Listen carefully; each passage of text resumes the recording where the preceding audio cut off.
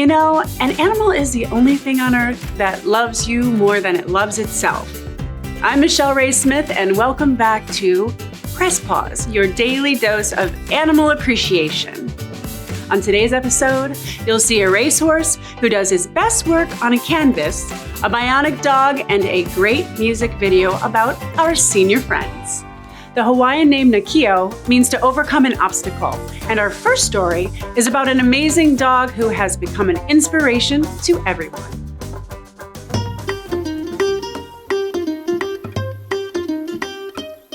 Naki'o teaches others, even if you have a disability, to just keep going in life. I didn't even know at the time that he was the first dog in the world to have 4 prosthetic legs, which was pretty awesome that, he could pave the way for other animals. He's been through so much, but he's got such a wonderful spirit and a wonderful heart that it kind of trumps everything.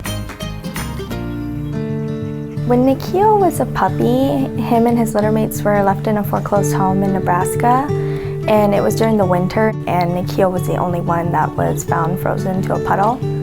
And so he suffered severe frostbite, and he lost all of his paws on all 4 of his legs. And at that same time, my husband and I were looking for our first home with a yard. We're looking to expand our family. So I was on petfinder.com, and I came across this story, and I saw his picture, and I just fell in love instantly. He actually got around pretty well because he was only 4 pounds, but as he started growing is when I started seeing him struggle. And so at a year old, I was doing a lot of research, but it was really fate that intervened. I was working at a vet clinic at the time, and we had a patient come in that had a knee brace from OrthoPets. So it was really life-changing when they told me about it. When we met Naki'o for the first time, it was absolutely amazing to see how this animal was just overcoming the odds.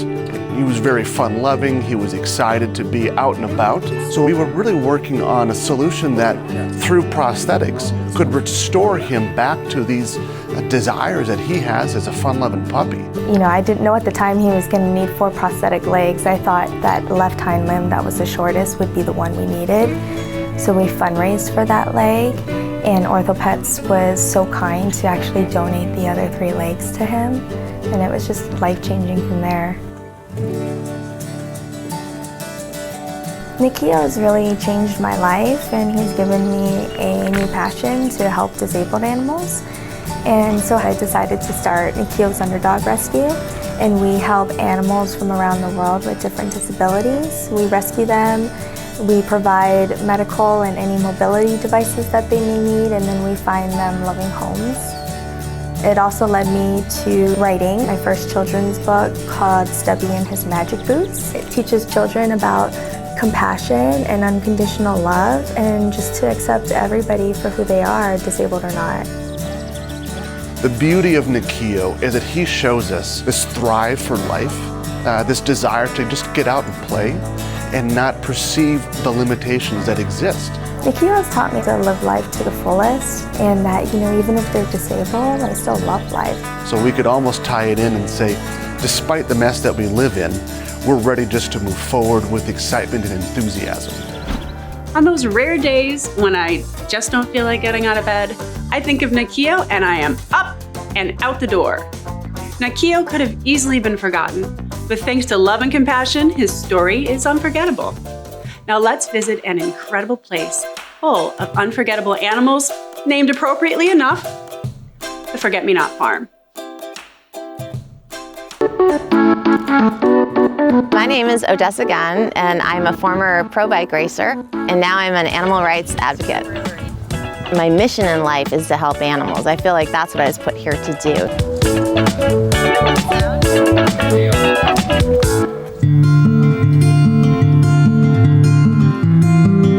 Forget-Me-Not Farm is named after the flower, forget-me-nots, which are a beautiful blue little blossom. But more importantly, the name is called Forget-Me-Not because a lot of the children and the animals who have these really sad and bad histories often get forgotten in society. They're kind of unseen. All of the animals on the Forget-Me-Not farm are rescued, and they all come from various situations. Like our cow, Raymond, is a product of the dairy industry because they have to keep the cows pregnant in order to keep them producing milk. And then the offspring, if they're boys, they get sold for meat. The llamas came from a situation where mountain lions were eating them. The chickens come from oftentimes egg-producing farms. And so we'll get, like, in the middle of the night sometimes, it's really crazy, we'll get like a truckload of 100 chickens. And then we just have to rally because we find them homes immediately. My mom started this program in 1992 as an intervention for child abuse. My mom realized that there was a connection between the cycle of violence that happens with people who abuse animals and the cycle of violence that gets perpetuated against humans. So we thought it would be a good fit to bring a model to our county and intervene with children who'd been exposed to violence and teach them how to be compassionate and caring through working with animals that have histories of abuse and neglect. I just really enjoy coming here and just forgetting about everything else and letting the farm animals cool me down and just like take my mind off of everything. Who's always These animals give you feelings that humans can't give you. Like they don't yell at you. They kind of just like sit there and listen. They're a coping skill. When I'm not here, like I get upset and I like being with animals, but yeah, I like being here. It's calming. Like if I'm sad, like an animal will just like make my day and make me laugh. Like even the silliest thing, like an animal can jump and it would just make my day and make like my whole world just feel better.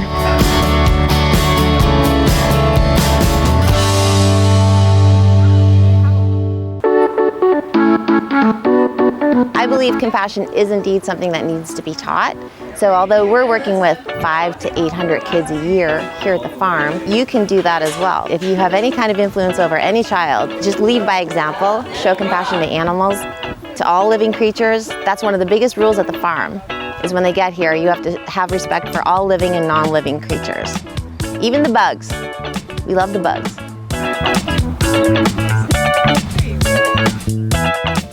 Rescue animals are the best because somehow they know they've been saved from a life of loneliness or worse. And they repay that gift with an abundance of love. Every year, New York City is the home of one of the most glamorous runway shows in the world, and it has nothing to do with Fashion Week or the Met Gala.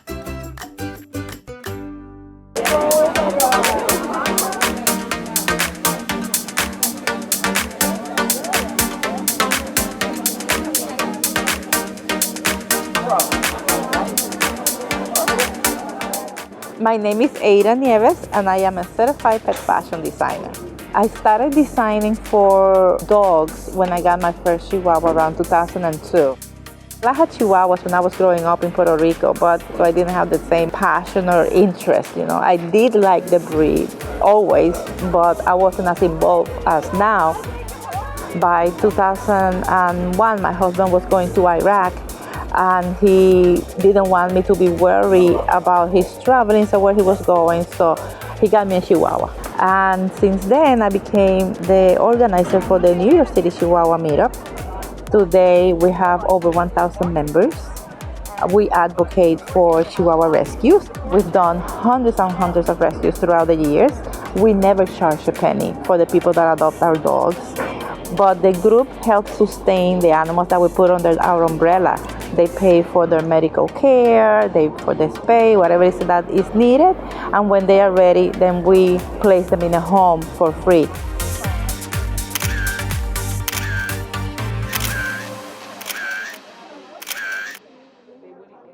I come from a family of seamstress and tailors, so for me it was just very natural to try to do something for my dog that will represent my personality and that will keep the doggy warm.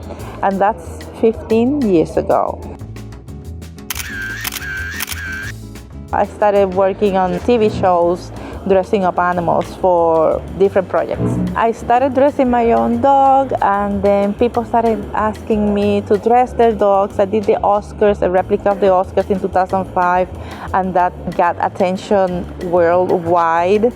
And I received visitors from China and Italy and France, different networks that wanted to meet the dogs that had the Oscar outfits. And then, you know, from there, it was just, kept growing. Hi, boo-boo.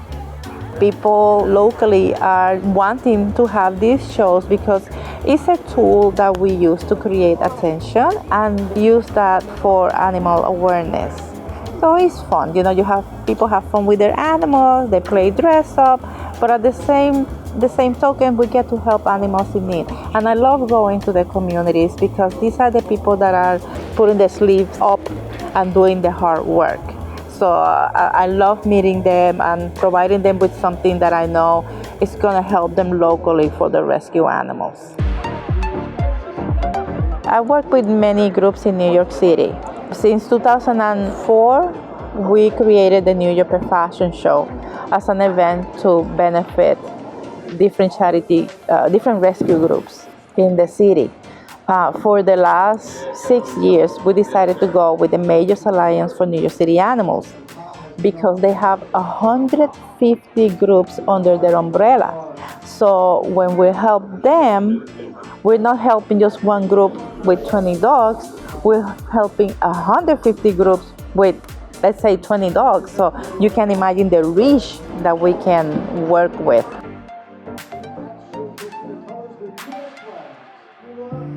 There are no ways to express how grateful we are to being accepted by the community and by so many people.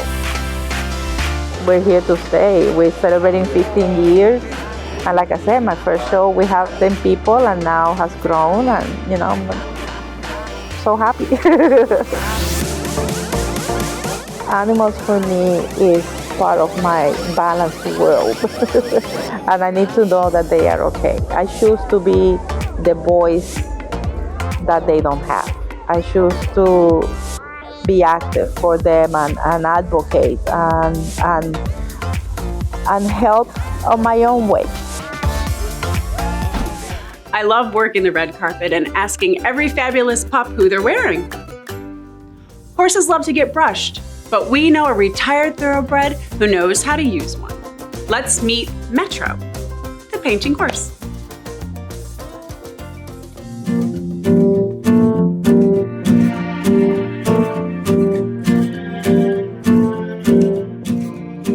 I'm Ron Krajewski. I'm an artist and part-time art assistant for my horse.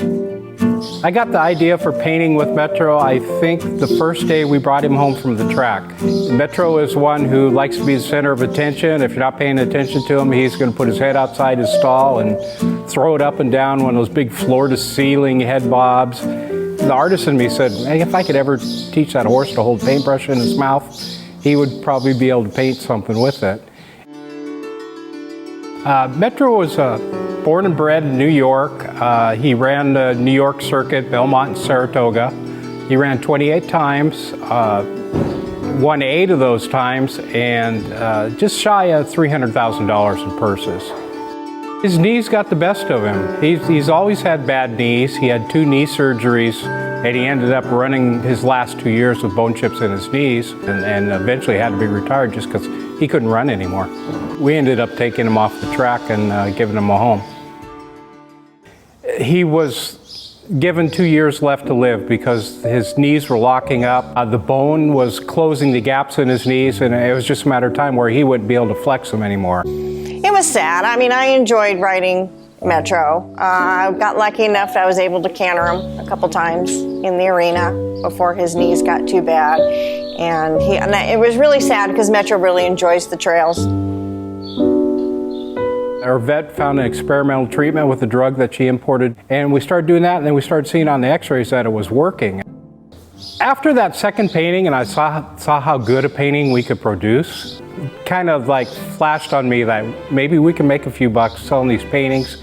And then within a few weeks, I mean, his paintings were just flying off the gallery wall. We were paying for his vet bills, we were paying for his board, and we have been able to raise over $80,000 to help other horses.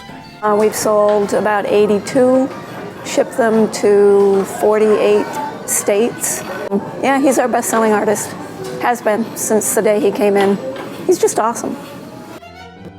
He's just got a really good story, just his message out there, saving other animals. He's saving his own breed. Metro spent weeks laying on his back painting his most famous piece, the ceiling of the Sistine Stable. The Mr. Mo Project is a nonprofit group started by Chris and Marisa Hughes and has been responsible for saving countless shelter dogs. In honor of their late and beloved senior dog, Mr. Mo, the organization has saved over 200 senior dogs because you're never too old to love.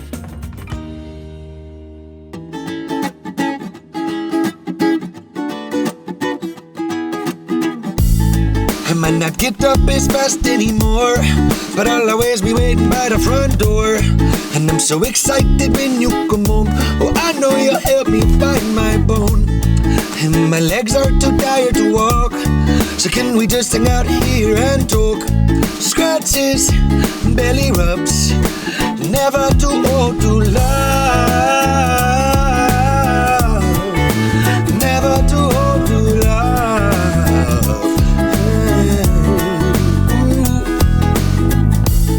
And when we wake up in the morning and I'm lying at the foot of your bed,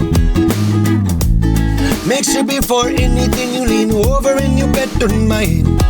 My eyes don't work like they used to. My mind's not as sharp as it was. But giving up is something I refuse to do. I'm never too old to love. Never too old. Never too old to love. Hey, never too old. Never too old to love. Oh, yeah. And there's something I need you to know. And no matter how old I grow, no distance can keep us apart. And you've got my heart, and you've got my heart. Never too old to love. Whoa, oh, oh, never too old. Never too old to love. Whoa, oh, oh, never too old. Never too old to love. Whoa, oh, oh, oh, oh. Never too old to love. Whoa. I'll always be your best friend. This time with you's been a blessing. Head out the window when we go for a ride. And when you bet on my back and tell me I'm a good boy, that's when I'm the happiest inside. Never too old to love. Never too old to love. Never too love.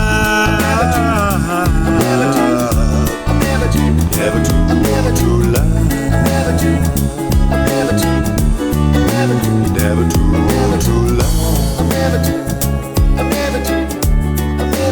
Never too old to love. Never too old to love. Never too old to love.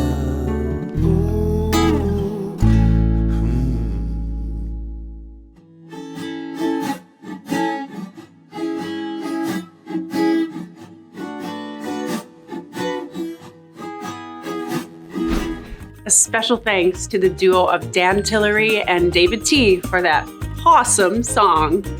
And a special thanks to you for joining me on another episode of Amazing Animals and Those Who Care for Them. I'm Michelle Ray Smith. See you next time.